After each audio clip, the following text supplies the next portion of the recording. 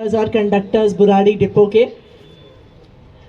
देखिए, आज यहाँ पे मैं इसीलिए आई हूँ क्योंकि अक्सर होता क्या है कि बसें तो हमें सड़क पे दिख जाती हैं, बसें चलती हैं।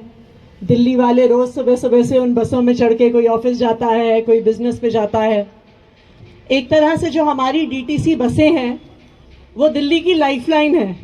जैसे शरीर में खून दौड़ता है और वो खून दौड़ के शरीर को चलाता है, उसी तरह से दिल्ली शहर को हमारी डीटीसी की बसेस, हमारी पूरी बस सर्विस चलाती है।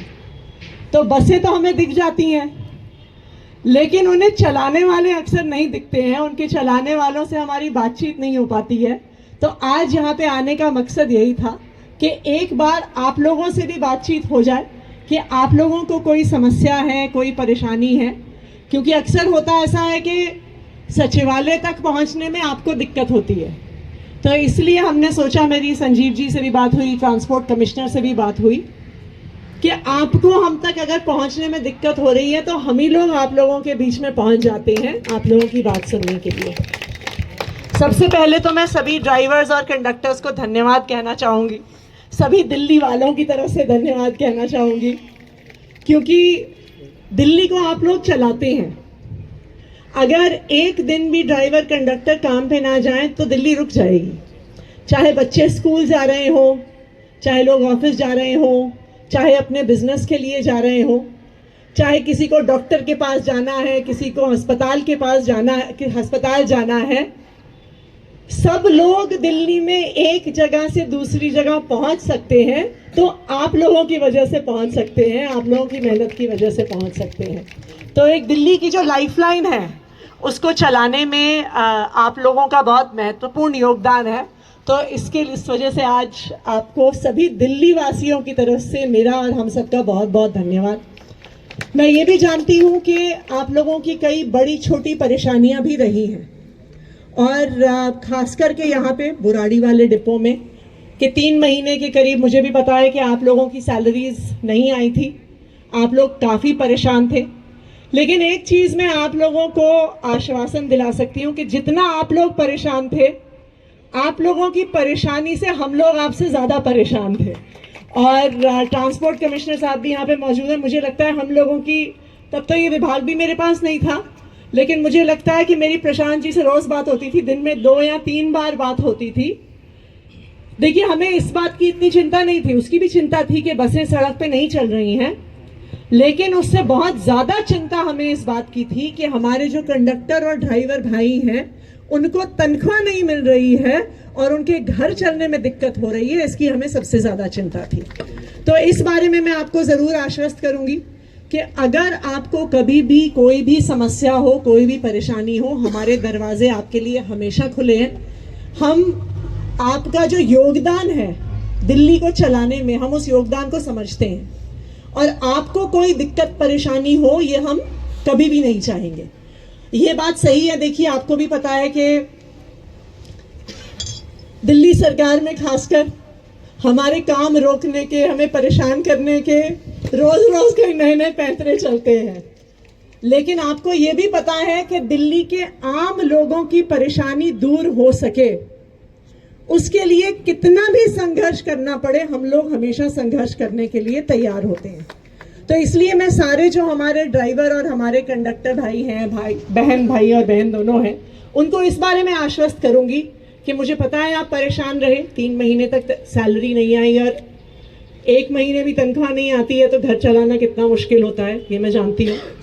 3 महीने तक नहीं आए तो 1 महीने आपने किसी से उधार ले लिया, दूसरे महीने भी उधार ले लिया, तीसरे महीने तो उधार मांगने में भी शर्म आती है।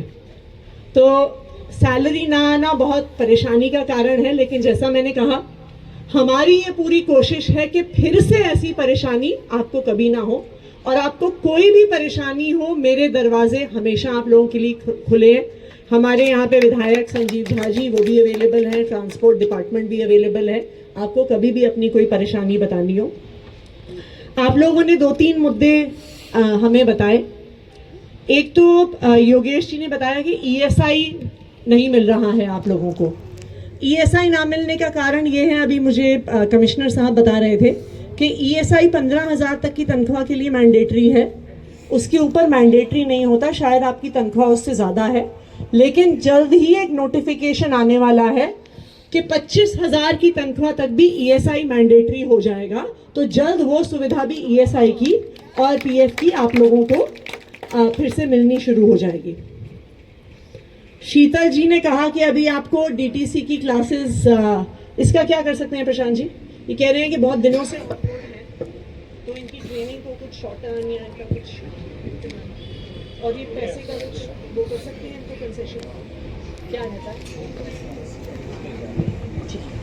जो एक तो जो आपने कहा कि ड्यूटी कम होनी चाहिए और उसका खर्चा, तो ड्यूटी तो हम 100% कम करवा देंगे, और पैसे भी कैसे कम हो सकते हैं उसका भी कोई ना कोई रास्ता हम आप लोगों के लिए जरूर निकालेंगे। जी शीतल, ड्यूटी के लिए नहीं कहा कि कम चाहिए, ड्यूटी नहीं, जो ट्रेनिंग टाइम 21 दिन की बजाय 6 दिन, ट्रेनिंग टाइम। हाँ ट्रेनिंग टाइम उसको हम शॉर्टन कर देंगे। ये मैम 2022 में सर्कुलर निकाला था कि 2 महीने की ट्रेनिंग और 21,000 रुपए, लेकिन उसके बाद अभी भी कम से कम 20 लड़कियां ट्रेनिंग ले चुकी हैं मैम, ये 6 दिन की।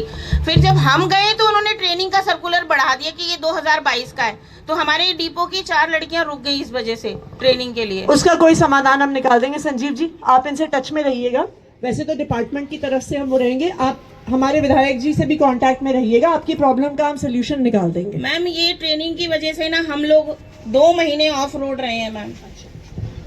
आप ले आइएगा अपनी डिटेल्स, हम जरूर से इसको सॉल्व कर देंगे। मैडम जी हमने भी यहाँ ट्रेनिंग करी नन नगरी में 6 दिन की, उसमें इन लोगों ने हमारे से पैसे ले लिए 6,000 रुपये, और अभी तक हमको नौकरी और ना ट्रेनिंग के लिए बुलाया इन लोगों ने। एक बार ये देख तो लीजिएगा या क्या तो reasons हमारी है। ट्रेनिंग 2 महीने की फ्री कर दी जाए, या तो फिर हमें आप एक बार ना अपने, हाँ आप एक बार अपने कागज और डिटेल से, हमारे ड्राइवर्स परेशान रहते हैं। मैम मैं जी सॉरी आपको डिस्टर्ब कर दिया मैंने बीच में, बट मैं आपसे एक बात पूछने का, आपका बहुत बहुत हार्दिक है, आप आए उसके लिए बहुत बहुत स्वागत है आपका। बट मैम एक मुद्दा मेरा ये है कि मुद्दे बहुत सारे हैं लेकिन सॉल्यूशन कोई नहीं आया। तो सॉल्यूशन मुझे लगता है कि अभी आप सैलरी का जो आप बोल रहे हो, बताइए। तो मैम आप ये जैसे सैलरी मुद्दे बहुत सारे लोगों ने बताए जैसे वगैरह वगैरह, मैं ज़्यादा नहीं बोलूँगी, बट मैं इतना बोलूँगी कि मुद्दे बहुत सारे हैं लेकिन सॉल्यूशन किसी का अभी तक नहीं आया। देखिए मैं तो पहली बार ही आई हूँ आप लोगों के मैम, आप मुद्दे पहली- सुनने के लिए। मैम आप पहली बार आए हो, लेकिन ये- इससे पहले काफी चर्चा में चीजें रही हैं। देखिए मेरे पास कुछ दिन पहले जब डीटीसी के कुछ कॉन्ट्रैक्चुअल कंडक्टर्स वगैरह स्ट्राइक पे थे, वो मेरे पास आए थे और अपनी समस्याएं लेके।